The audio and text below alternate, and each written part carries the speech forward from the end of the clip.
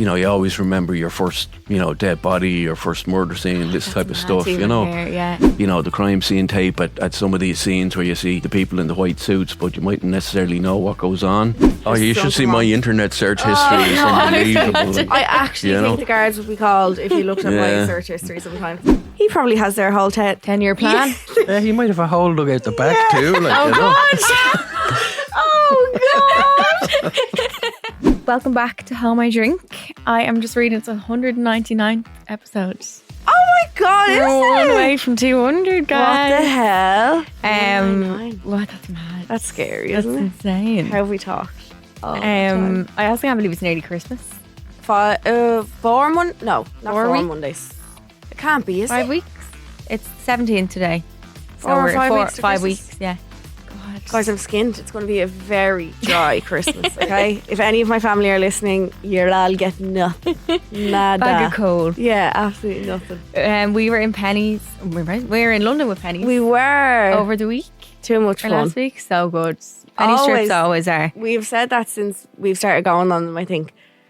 And this is not to knock any other brand, but the penny strips are just iconic. So much fun. I think it's just a group of people that we go with as well. We just know that we all get along so well and we're just going to have a ball. Yeah. That's That's the one thing about, because people always say that to us who aren't from Ireland, who are in our industry. They're like, they always ask, they're like, are you friends from like school? And we're like, no. Like they're like the way you talk to each other and like how much you know about each other's lives and all. Like they're like, you think he's your friend's ears. Like it is a really nice like atmosphere. Yeah. Like everyone's lovely. It's always the best. Yeah. But I think we all just actually get on. Genuinely, we actually do. Yeah. So we always have so much fun. It was so good. It was a ball. So many cucumber margaritas. Oh. I had the worst hangover of my actual life. Oh, I definitely did as well. Oh my God. And then I had to go on the tube in London. Grand. Oh Add that my in on top. God. Not good. Couldn't stop vomiting. I went to I actually couldn't stop vomiting on the weekend. On Saturday I was out and the bar we were in, the women's toilets stunk. Like, and it's not even like someone pooed. It was like sewerage. It was like there was something wrong with the pipes. There has to have been, because every time I went in I'd get sick because the smell. Yeah. Was that I think bad? I'm quite sensitive to smells. Are you? But I also was quite drunk, and then it was just sending me over the edge. Whatever the smell was. A bad smell would make you gag kind of thing? Yeah. Would it? But it was making me retch. How are you eating that stuff at the London? Do you know what I mean? Yeah, yeah. How? But the sea urchin was so nice. It actually did look lovely. It was really so fresh. It did look good. Yeah. It was really so did. nice. I looked like ass, and the man at the sea urchin stand was like, "Here you go, beautiful." I was like, "Please, spare me." You could never look like that. I was dragged to a brush, and then I seen him later on. He was like, "How's the urchin?" I was like, "Good." How's the urchin? Oh, he had like tattoos on his face and all. Oh, I was like, I'm definitely not your target audience. I'm a person. I don't think you'd be into me one bit. But it was really nice. But then we done like a little mini food crawl in the Borough Market. But it's really good to go if you're going to it, because I went before on a weekend. Hell. Yeah, I can't see the floor. It felt weird being able to see the ground and see around me and see what was there. I remember the last time I was there, I was just highly overstimulated. I was like, I don't even want to try anything because there's just too much going on here. Well, we went at 4:00 on a Tuesday. It closed at 5, so no one was there. And we had chocolate strawberries, lemon butter pasta, and sea urchin. I just want the oysters out there. I've seen videos of people getting oysters and they're literally like this big. It's like dream. That's the same stand. Is it? You might see hold an oyster with 2 hands. Yeah. That they have them, and the sea urchin was so nice. Was it? They just cracked them open like you find them at the bottom of the sea, and they have loads of spikes in them. It's the things that people step on, and then they crack it open, and you're actually eating its gonads. His ghoulies, like yeah, yeah. Good. I didn't say that in the video. I was like, it's inside.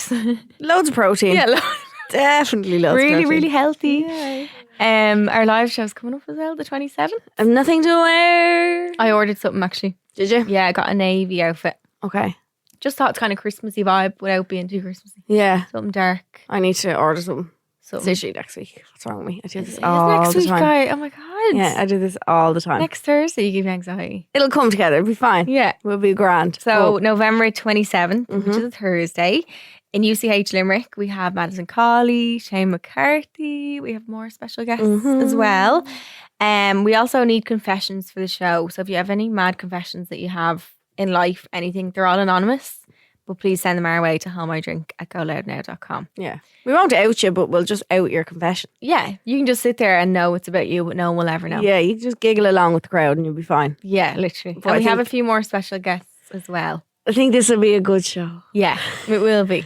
It's going to kind of be, it's the last one before Christmas, I suppose. So it's like Christmassy vibes. Maybe we'll do a Christmas dance. We keep saying that. I think we need to try and learn. I know. Us and Madison. Yeah. We need to get our t-shirts. Santa baby. The I need heads. I have mine. You got it? Got it. When? During the week. Did you? I just saw when she said something about pink packaging. Yeah. She was like, did you get your pink package? I have a pink package at home. And I seen on her story someone put it up as well. Maybe. It's in a pink like plastic bag. I don't You need definitely that. have it. Really? Yeah. But I was just home looking at my packages trying to find it. And nothing? Oh. I need head. And my mum asked me what it was actually. She How do you explain that one? She saw all these packages like in my room. She was like, what's that? What's that? She's like, what's this? And I was like, oh, do you remember Madison Colley? And she's like, yeah. And I was like, it's a t-shirt. And she was like, a t-shirt of Madison. And I was like, no. I was like, it's like her kind of slogan. And she was like, what is it? And I was like, it just says, I need head. And she goes, oh, Jesus, I'm going. Too much. So when she sees me wearing that now, she'll be like, Yeah, we have to wear it on stage, I'd say. love her. This week we have something very different on the pod. So we know that we, especially Ellie, loves a bit of true crime. I am a little bit more on the scared side of the fence. But GoLoud have just released a true crime podcast like nothing you've ever heard before. John Sweetman is the host and he's got one of the most fascinating careers we've ever heard of. John is a former Garda detective and expert crime scene investigator. He spent over 25 years in the Garda Technical Bureau working on some of the country's biggest cases.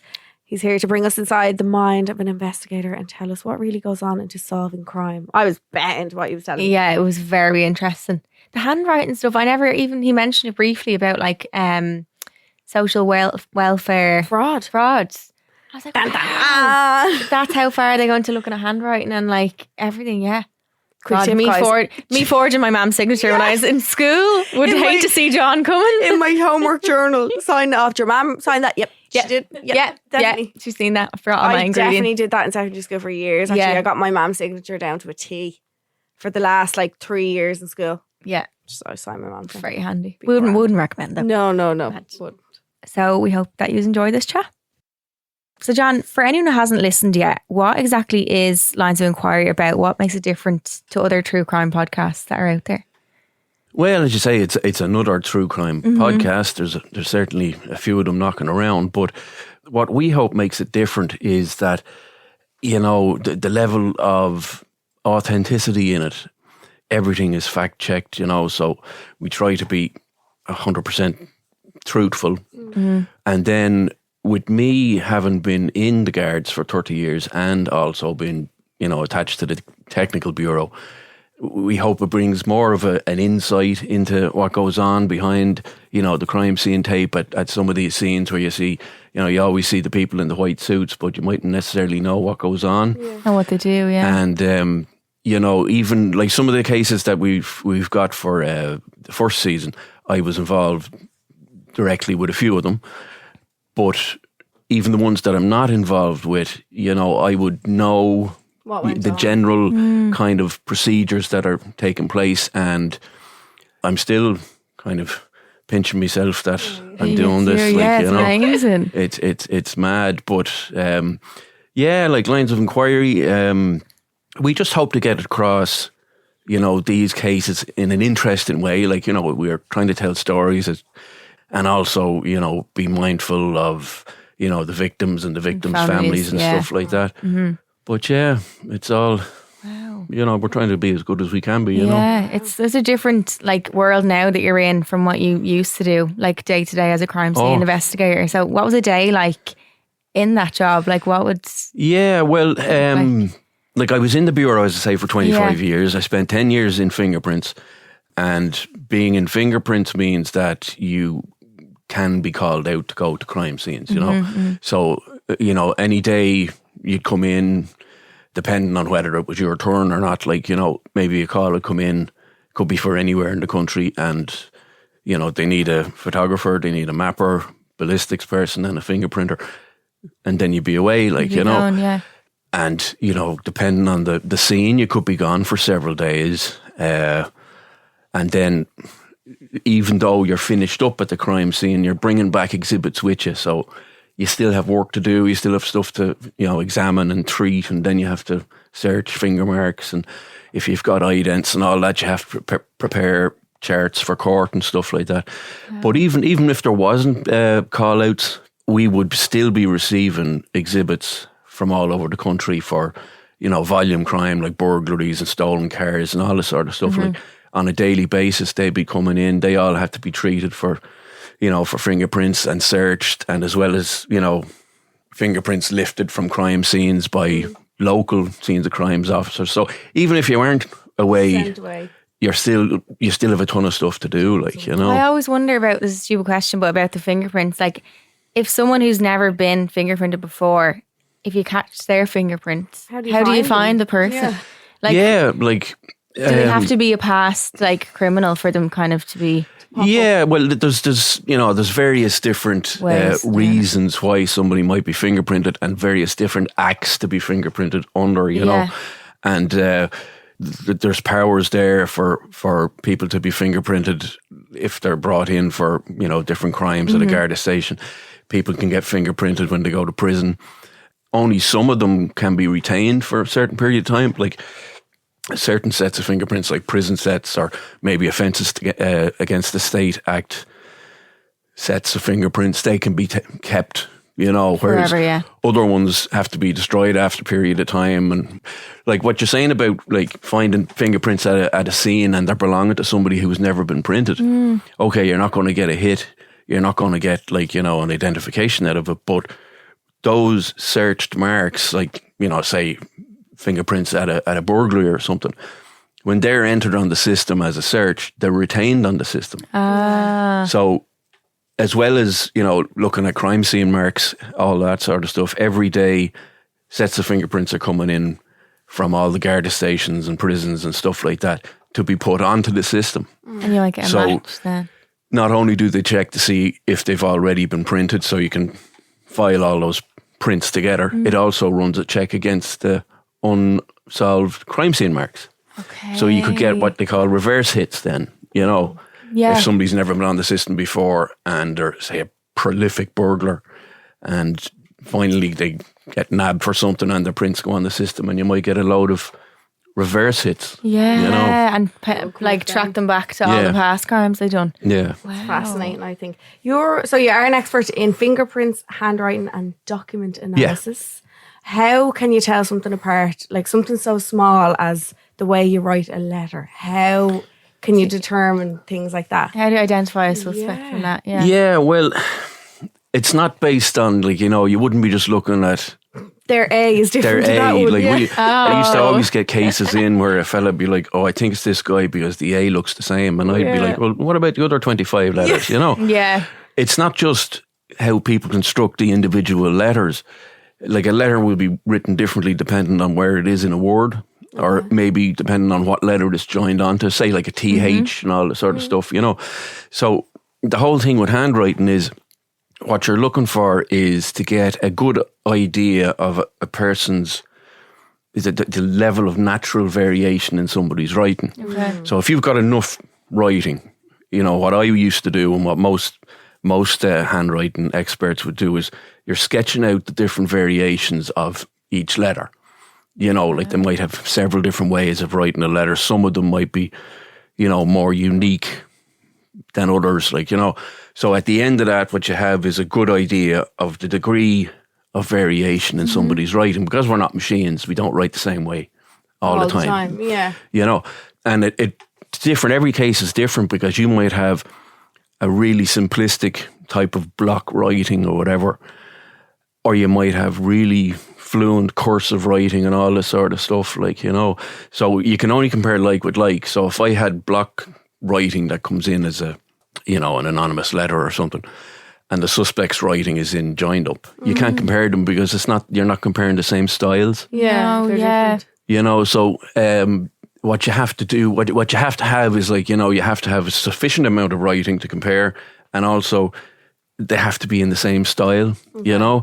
And to get that, the best possible scenario is you get specimen writing from a suspect, but you get two types of specimen. The first being incidental or course of business writing. So day-to-day, application forms, stuff like that. The beauty about that is it won't be disguised. It's just the way they naturally write, kind of. Yeah. But the problem might be that it mightn't be in the style that the question piece of writing is in. Right. So you've got that incidental, and then you can also get request specimens, which is where you sit the person down and you tell them what to write and in what style to write it. So then you'll get the right style, but maybe they're nervous, or maybe they might try to intentionally disguise it. So the ideal scenario is to get a bit of both, and then see if that person's level of, natural variation fits within the that what you've seen in the question. So it's really it's not about comparing.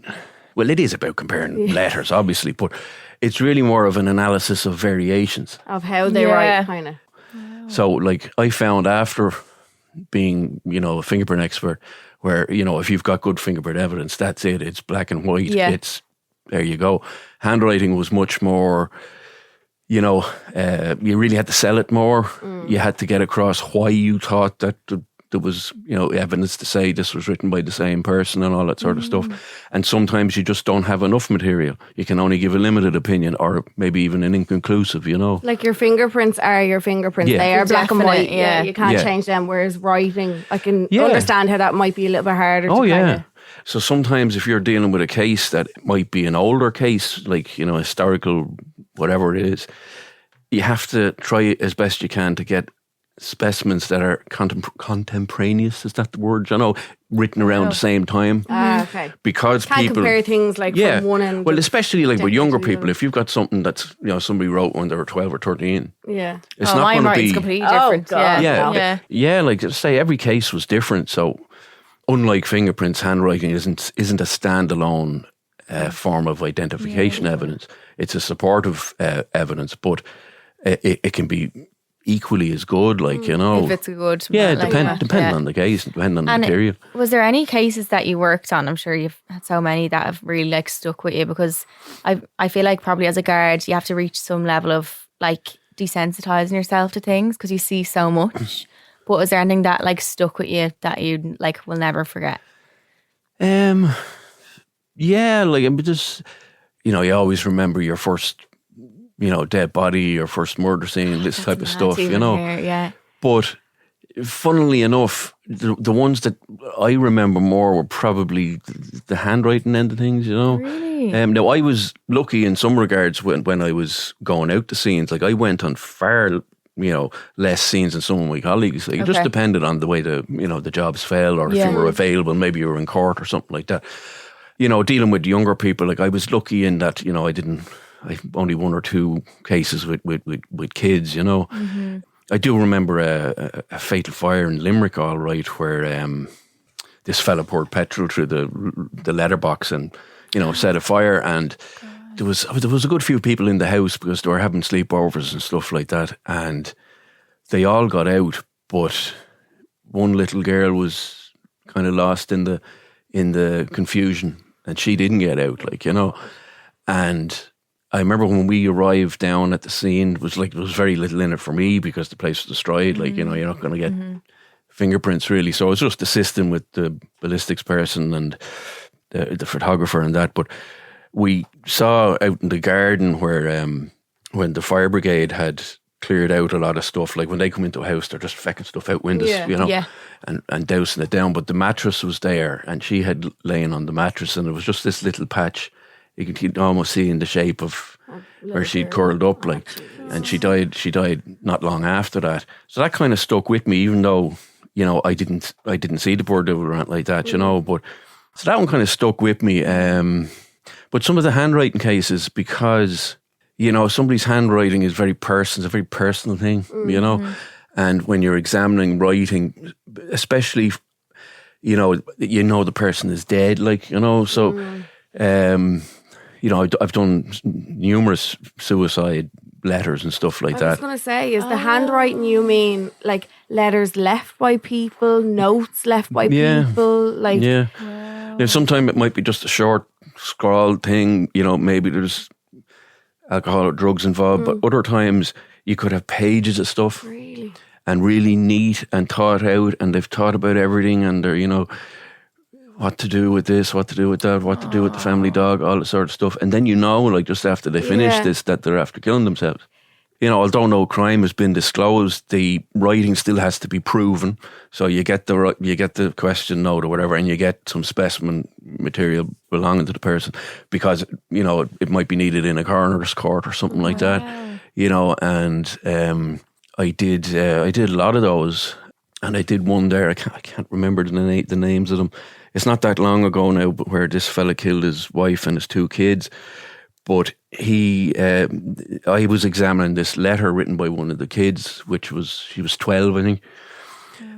And the way it was done was, it was made to seem as if the mother, who didn't have any English, had dictated this letter to the kid, saying that she was feeling suicidal and all this sort of stuff.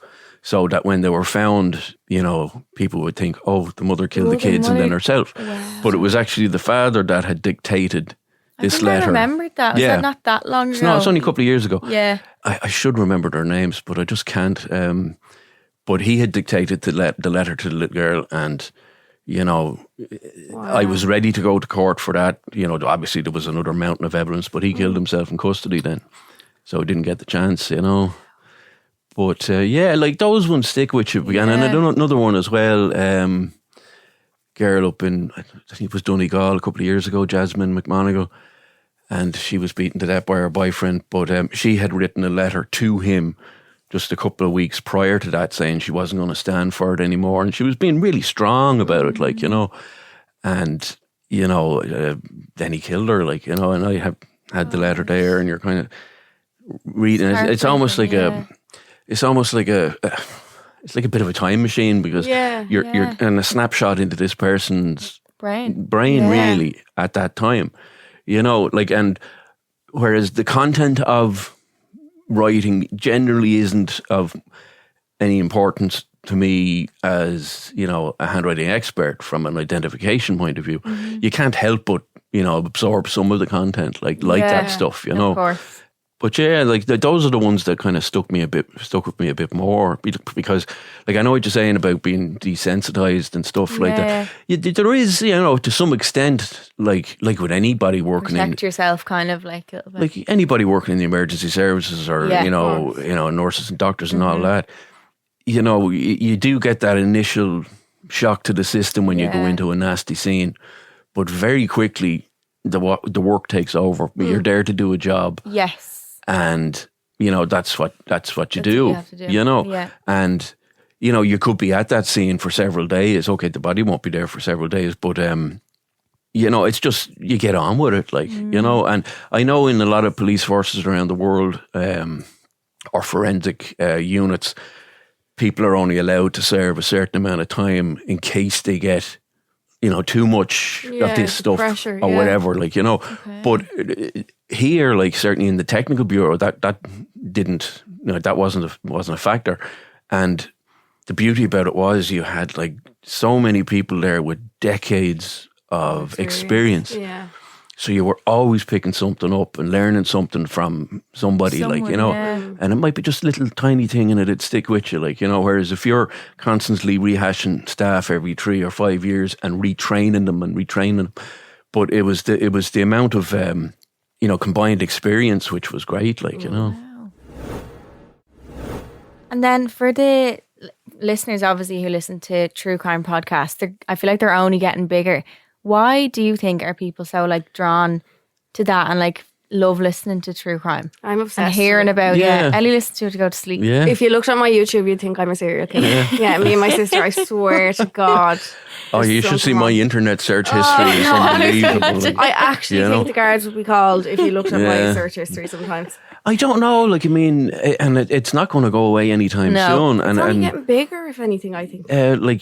Somebody said to me there recently that, it's the human condition, and people are interested in extremes of that, and seeing what some people will do, and especially then with the true crime stuff, where you have, actual people that were involved in the cases and stuff like that. It's just fascinating, like, you know. Yeah, that's what I think it is. It's fascinating. Yeah, I think it's so outlandish in a normal wired brain. Yeah. That's why we find it so interesting. It's like I could never ever imagine, like, obviously Jesus never imagined doing that. Or even thinking of anything like that. But that's why we're so intrigued by it, is because we're just like, what?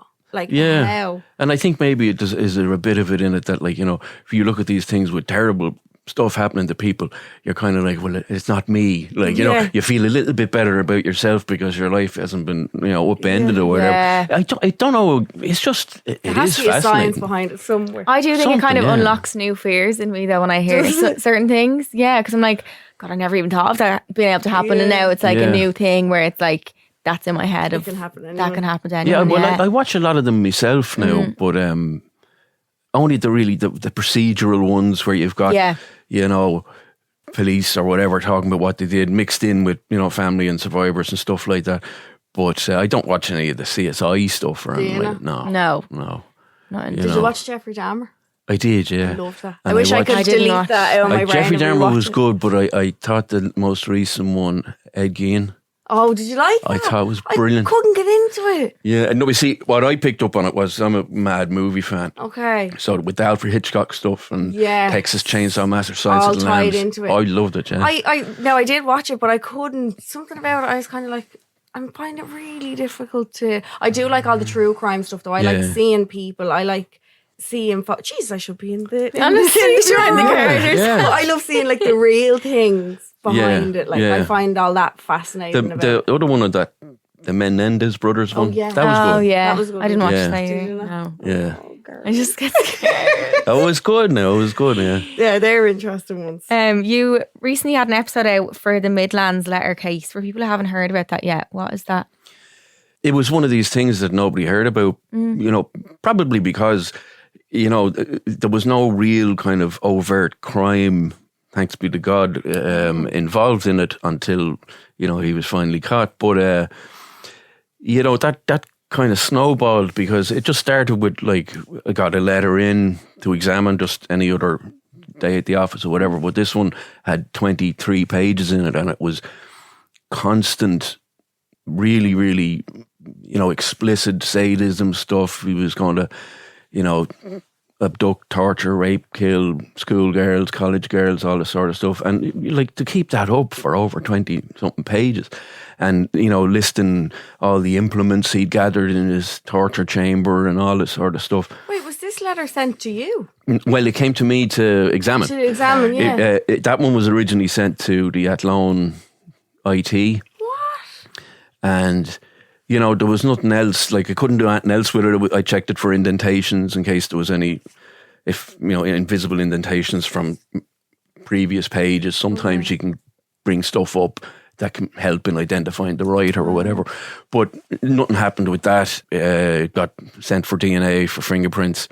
But like that, no hits on the system and no suspects writing. So there wasn't much else I could do with it. But about 2 months later, 2 more letters came in, and I think one of them, if not both, one or both of them had been sent to a Garda station, like actually directly to a Garda station.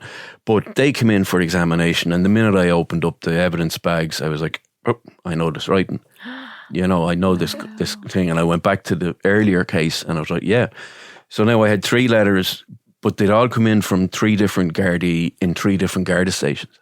So they probably weren't aware of each other, you know. So again, still no suspects. So when I was sending out my reports, I put into it, you know, please see that this case is also connected with this case, and gave the other Gardas names and stuff like that so they could kind of start working together, you know. But it started, like, all through that was 2015 I got the first one.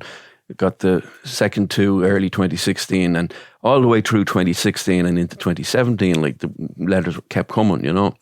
And like that, 20, 30, 40 pages long, each of them. No crime ever done apart from the letters. Yeah, but you see, we didn't, like, he had all these things in the letters saying that he had raped all these people and he'd abused his daughter and his niece, and he had all his cable ties and his shovels and saws and meat hooks and chains, everything ready, you know, for abducting.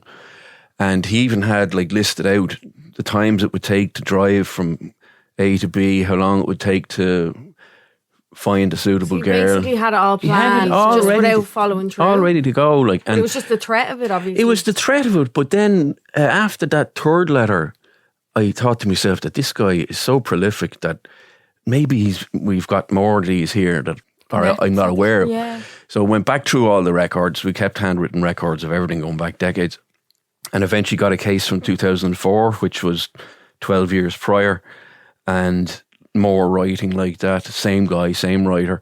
But this stuff was found in a makeshift hide or a den out in the woods down near Tullamore. He had a wheelie bin partially buried in the ground, wrapped in plastic, and he had his cable ties and his saw and his hammer in the bin. in the bin. He had a notice board pinned up on a tree nearby. This is like out in the woods. You'd never see it unless you knew where it was. You know, the notice board covered in photographs of women and stuff from pornographic magazines and stuff like that. There was a biscuit tin in the bin with more of this writing, you know. So I was able to say, yeah, that's this guy. It's him again. And he had all sorts of, you know, adult nappies, everything, ropes, stuff like that. And, you know, then the question was, like, has he acted out on any of this stuff yet? Or what's the story? But he seemed to be escalating from 2015 into 2016 and 17. And, you know, at this stage, the guards knew that they were aware of all the other letters. So it was kind of a central investigation then in around Tullamore. And they started to identify suspects and forward handwriting specimens to me, but no joy, nothing was happening with it, you know. And it kept going on like that, and I don't really want to give away the end, although it's been out a couple of weeks. Yeah. Don't give away the end, because I'm putting this on in the car on the way home. Yeah, but the gas thing about it was, like, you know, nobody heard about it. And then even when we were putting the script together for it, trying to find information on it and on the eventual culprit was nearly impossible. It just wasn't out there. We eventually got it in some old newspaper archives from the locality where he was named and whatever happened with courts and stuff like that. So we could then name him, like, you know. But yeah, like it's just something that it was the biggest kind of continuous handwriting case I was ever involved in. And even, like, I've spoken to some of the guards involved in the investigation. And even now, like, you know, a few years later, which is nearly 10 years later, they say it's the one that, you know, it was just so weird. It was eerie, you know. And these would be seasoned guards, like, involved in very high profile cases. But they reckon, like, you know, that this one was just, it was a weird one, you know. You know, I've often done massive big handwriting cases that usually involve signatures, if you're talking social welfare fraud or stuff like that.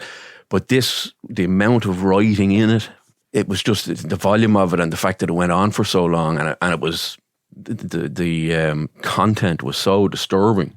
You know, I've had cases of letters going on over a number of years, but it's usually more on the nuisance level. Okay, it's you know, the people receiving them wouldn't say that, but, you know, not the really, really nasty stuff. Like this is nasty stuff. I was only read over some of the copies of it there recently, and I was like, Jesus, like, you know, because he was referencing other people as well. Like, he was referencing other girls that had gone missing, Deirdre Jacob, Fiona Pender. He was bragging that he had killed Fiona Pender.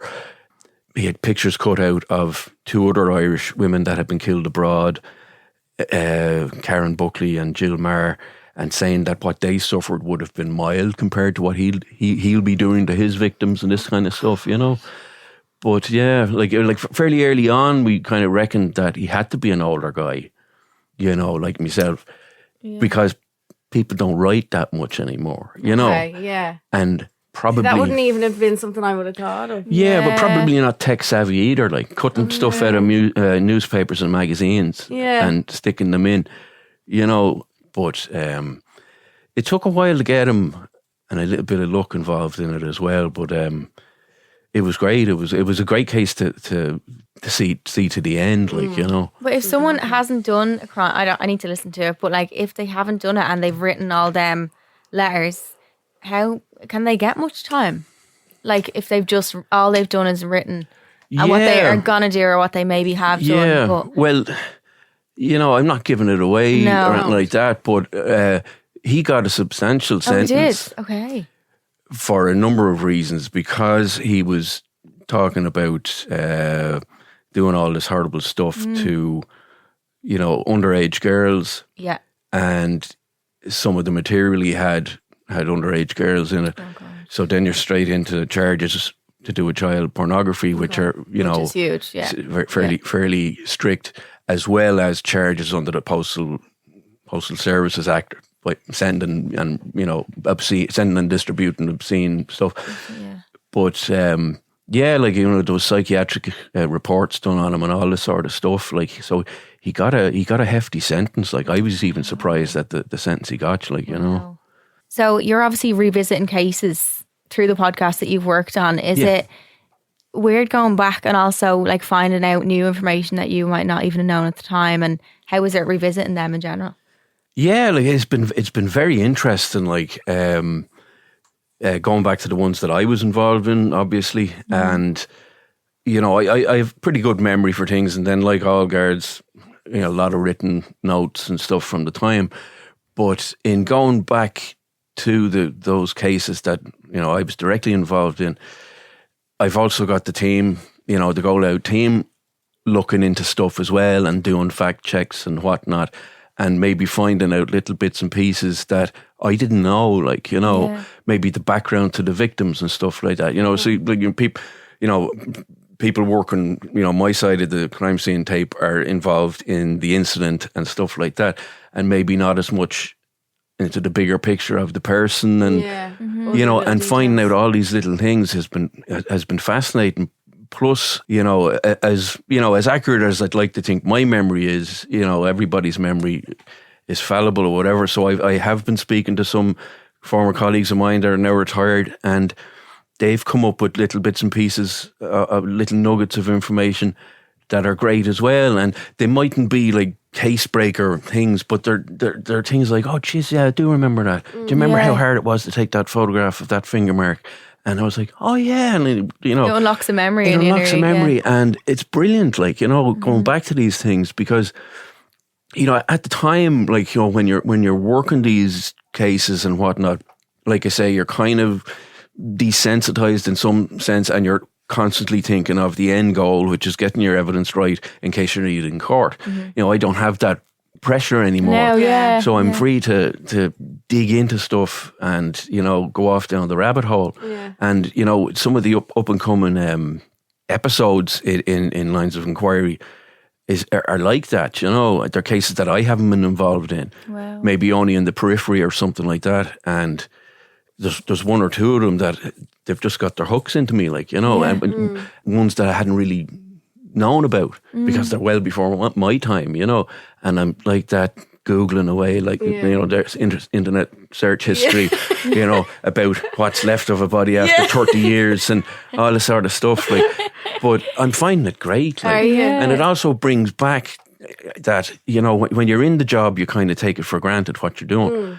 But when you step away from it, then I'm retired now 2 years, you kind of say that, what you did do was important, 100%. It was important. Different kind of outlook, like, now that you're retired, like, is it a different going back looking at it rather than being in the midst of it, kind of? Not really.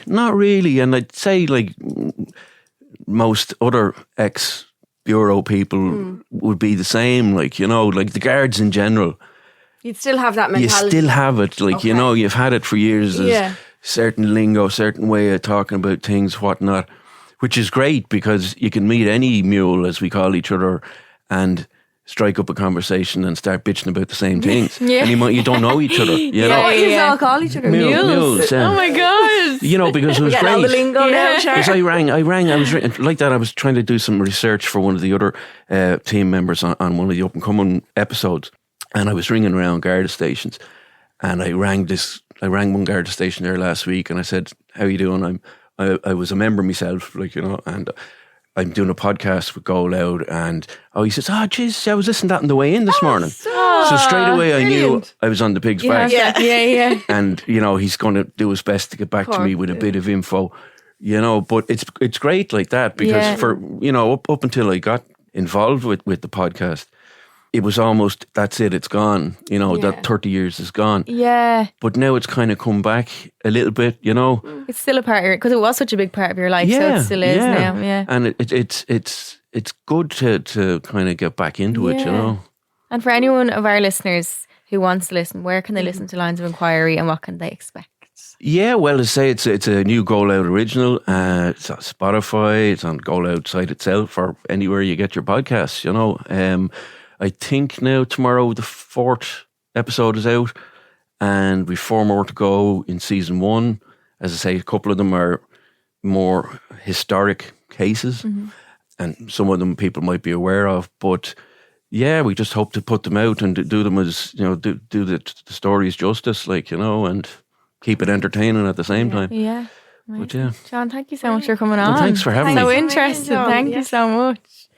So red flag radar is when we our listeners send in red flags or things they think are red flags, and we can be the judge if they are or not. So the first one is, our own relationship is really healthy, but he doesn't put any effort in with my family to the point he can come across rude.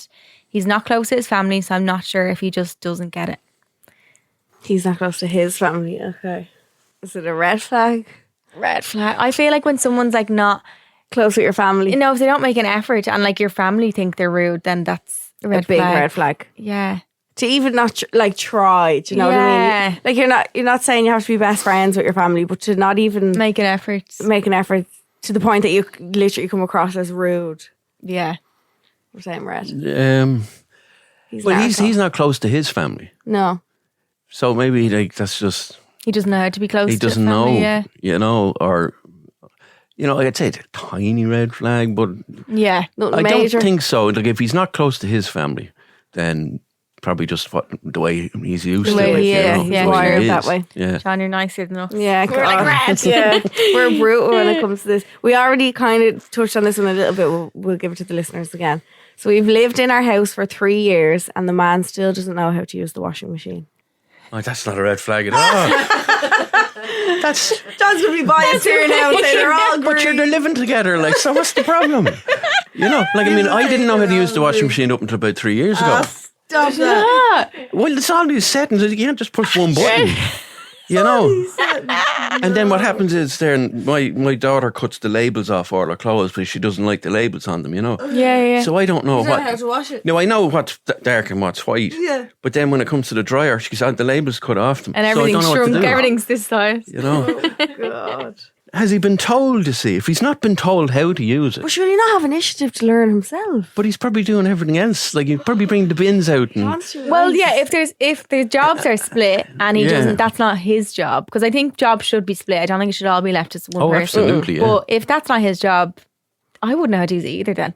If that wasn't, if my job was the dishwasher and the bins, I wouldn't know how to use the washing machine. Really? I only Yeah. learned when I moved into my apartment. Did you? Yeah. My mum always in the washing. No, but see, hard. There is a lot of buttons. if his partner is like me, I'm now that I do the washing, and I'm obsessed with putting the wash on. Oh. And my wife's always telling me there's not enough, and I'm like, oh, but we'll do it anyway. We'll do it, yeah. You know, whereas if his partner's like that and is constantly putting the wash on, and Yeah. he's just like, well, I don't she's need going to do it. I don't Yeah. need to do it. Yeah. So no, I don't think Okay. it's a red flag. Okay. Doesn't need to be red. Last one. We've been seeing each other for 6 weeks and he's trying to plan a holiday with me for next year. It feels a bit too soon. Nah. Not too soon? No. I wouldn't. What if you don't want to be with them next year? It's only been better 6 way weeks. to get to know somebody. Not for next year though. No, I think. no, I don't think so. It's I think too he's trying to like trap her in. Yeah. Yeah, that's a red like flag. for a If I'm- year in advance. Like if it was maybe the following month. Yeah. That might be okay. Yeah. But you can't see that far ahead a year. Like, No. And then you have a booked and paid and you don't like him anymore. And then you're stuck. You can't really know if you love someone after, like, or really like someone after 6 weeks enough to see the next year with them. For the next Because year. he could yeah. be love bombing her. Yeah. It's given love bomb. Trying to trap her. Yeah. If it's for a weekend away, that's coming up soon, different. But if he's planning a whole holiday for next summer, No, I don't. And if he's run the other way. yeah, if we see him next year, how many further years down the line is he looking in? He probably has their whole 10 10-year plan. God. Yeah. their 10-year plan Anxiety. going ahead. Yeah, he might have a hole dug out the back too. Like, Oh, you know. God. Yeah, red. Red. We're saying red. John, thanks so much for joining us. No, Red that's flag grand. radar. Thanks. So Phone a Friend has now been moved to our bonus episode on Monday. So make sure you pop over there to hear the amazing advice that you guys always give. And a final reminder to get your tickets for Limerick, November 27th. We're so excited to see you all there. It's going to be a night to remember. I think it'll be a wild one. I think I got a few Always messages is. saying, are we going out after it? So Yeah, let us know where to go. let us know. Although after the weekend, I'm like, it's Yeah, not I drinking never want again. to see you drink. But we will, obviously. Next week, it'll be all forgotten. So you get your tickets now on uch.ie and we'll see you on Monday. See you then. Love you. Bye. Subscribe to this podcast for free on the GoLoud app.